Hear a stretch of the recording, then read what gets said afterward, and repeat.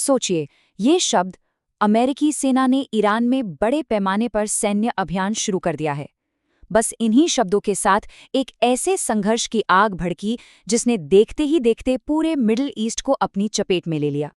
लेकिन सवाल ये उठता है कि आखिर हम यहाँ तक पहुँचे कैसे? तो चलिए आज इसी सवाल का जवाब ढूंढते हैं। हम उन घटनाओं की कड़ियों को जोड़ेंगे जो अमेरिका और इजराइल को ईरान के साथ इस युद्ध के मुहाने पर ले आईं। एक ऐसा युद्ध जिसने इस क्षेत्र को हमेशा हमेशा के लिए बदल कर रख दिया। जरा अंदाजा लगाइए, युद्ध शुरू हुए 24 घंटे भी नहीं हुए थे और ईरान के सर्वोच्च नेता साथ ही कई बड़े अधिकारी सब मारे गए। इससे जो हुआ वो था एक जबरदस्त पावर वैक्यूम, यानी सत्ता का एक ऐसा खालीपन जिसने सब कुछ और भी उलझा दिया। और ये चिंगारी देखते ही देखते एक बड़ी आग में बदल गई, बहुत तेजी से फैली। पूरे मिडिल ईस्ट में जवाबी हमलों का सिलसिला शुरू हो गया और तो और लेबनान में एक दूसरा मोर्चा भी खुल गया। और बस ये संघर्ष एक पूरे के पूरे रीजनल वॉर यानी एक क्षेत्रीय युद्ध में तब्दील हो गया। मतलब साफ था, इस इलाके में दशकों से जो पावर का बैलेंस बना हुआ था, जो पुराना सिस्टम था, वो पूरी तरह से टूट चुका था। जो कुछ भी पहले था अब वो बस इतिहास बन चुका था।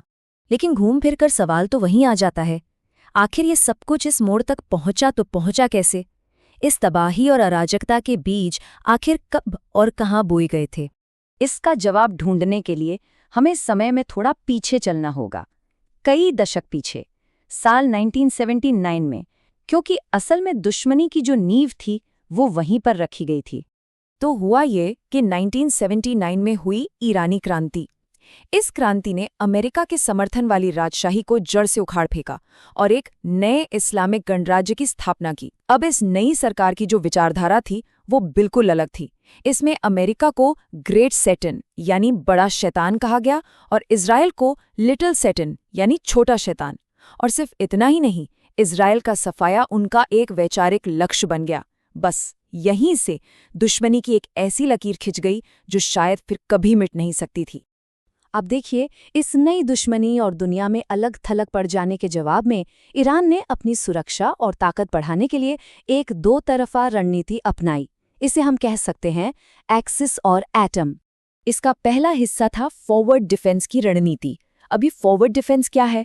आसान भाषा में समझें तो इसका मतलब है कि लड़ाई अपनी जमीन पर नहीं लड़नी है, दुश्मनों से लड़ना है, लेकिन लेबनान, सीरिया और फिलिस्तीन जैसे पड़ोसी देशों में, ताकि ईरान खुद युद्ध का मैदान बनने से बच जाए। इसी रणनीति के तहत बनाया गया एक्सिस ऑफ रेजिस्टेंस यानी प्रतिरोध की धुरी। अब इसको लेकर भी दो अलग अलग नजरिए हैं। ईरान का कहना है कि ये विदेशी कब्जे का विरोध करने वाले आज़ाद संगठनों का एक नेटवर्क है जो फिलिस्तीन की आज़ादी का समर्थन करता है। लेकिन अमेरिका और इजराइल का नजरिया बिल्कुल अलग है। वो इसे एक हमलावर आतंकी नेटवर्क मानते हैं जिसका एकमात्र मकसद इजराइल को दुनिया के नक्शे से मिटाना है। और फिर आता है रणनीति का दूसरा और शायद सबसे विवादास्पद हिस्सा, परमाणु कार्यक्रम। ईरान तो हमेशा यही कहता रहा कि भाई हमारा प्रोग्राम तो सिर्फ बिजली बनाने के लिए यानी सिविलियन पर्पस के लिए है। लेकिन सोचने वाली बात यह है कि उसने अपनी सारी न्यूक्लियर फैसिलिटीज पहाड़ों के नीचे बहुत गहराई में क्यों बनाई? जाहिर है अमेरिकी या इजरायली हमलों से बचाने के लिए। वेस्टर्न इंटेलिजेंस को तो पक्का यकीन था कि ईरान पर्दे के पीछे चुपचाप परमाणु हथियार बना रहा है। और जहां तक इजराइल की बात है, उसके लिए तो ईरान का एटम बॉम्ब एक एग्जिस्टेंशियल थ्रेट था, यानी अस्तित्व का खतरा, एक ऐसी रेड लाइन जिसे वो किसी भी कीमत पर पार नहीं होने दे सकता था। तो ईरान की इसी न्यूक्लियर महत्वाकांक्षा को लेकर फिर शुरू हुआ डिप्लोमेसी और टकराव का एक लंबा दौर। एक ऐसा दौर जिसमें समझौते भी हुए और दूरियां भी बढ़ती गईं। तो कहानी आगे बढ़ती है साल 2015 में। काफी सारी सीक्रेट बातचीत के बाद एक डील हुई जिसे JCPOA या ईरान न्यूक्लियर डील कहते हैं। इसमें तय हुआ कि ईरान अपनी परमाणु गतिविधियों को कम करेगा और बदले में उस पर लगे आर्थिक प्रतिबंध हटा दिए जाएंगे।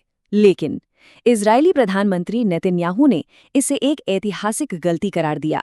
फिर आया साल 2018 और राष्ट्रपति ट्रंप ने एक तरफा फैसला लेते हुए अमेरिका को इस डील से बाहर खींच लिया और ईरान पर मैक्सिमम प्रेशर नाम का एक कैंपेन शुरू कर दिया। अब नतीजा क्या हुआ? ईरान भी डील की पाबंदियों से आज़ाद हो गया और उसने अपना यूरेनियम एनरिचमेंट का काम फिर से शुरू कर दिया, बल्कि पहले से भी ज्यादा तेजी से। और फिर दुनिया ने राष्ट्रपति डोनाल्ड ट्रंप के ये शब्द सुने। आज मैं घोषणा कर रहा हूं कि संयुक्त राज्य अमेरिका ईरान परमाणु समझौते से हट जाएगा। इन शब्दों ने तनाव को एक बिल्कुल ही नए लेवल पर पहुंचा दिया। और बस यहीं से वो प्रॉक्सी वॉर या छद्म युद्ध जो सालों से पर्दे के पीछे चल रहा था, अब वो एक सीधे और खुले टकराव की तरफ बढ़ने लगा। तो चलिए अब देखते हैं कि कैसे ये बातचीत और समझौते सीधे हमलों में तब्दील हो गए। साल 2020 में एक और बड़ी चीज हुई, अब्राहम अकॉर्ड्स।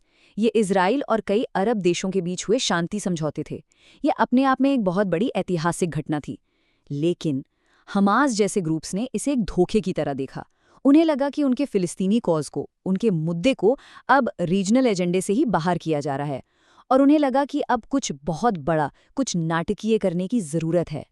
और वो दिन आया, 7 अक्टूबर 2023। हमास ने इजराइल पर हमला कर दिया। ये वो एक घटना थी जिसने सब कुछ बदल दिया।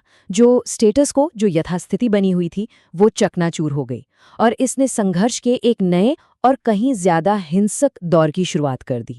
इस हमले का असर इतना गहरा था कि लोग कहने लगे कि एक इजराइल 7 अक्टूबर से पहले का था और एक इजराइल 7 अक्टूबर के बाद का है।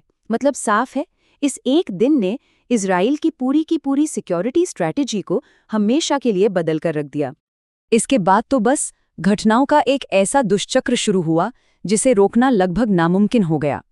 पहले अप्रैल 2024 में इजराइल ने सीरिया में ईरान के एक कॉन्सुलेट पर हमला किया। इसके जवाब में ईरान ने वो किया जो उसने पहले कभी नहीं किया था।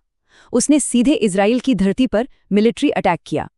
फिर इजराइल ने एक चेतावनी की तरह ईरान के अंदर एक छोटा जवाबी हमला किया, और बस यहीं से ये जैसे को तैसा वाला सिलसिला तेज होता गया और आखिरकार एक फुल स्केल रीजनल वॉर में फट पड़ा।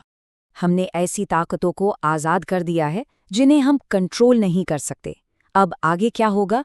ये सवाल सिर्फ एक सवाल नहीं है, ये आज पूरे क्षेत्र के ऊपर एक काले बादल की तरह मंडरा रहा है।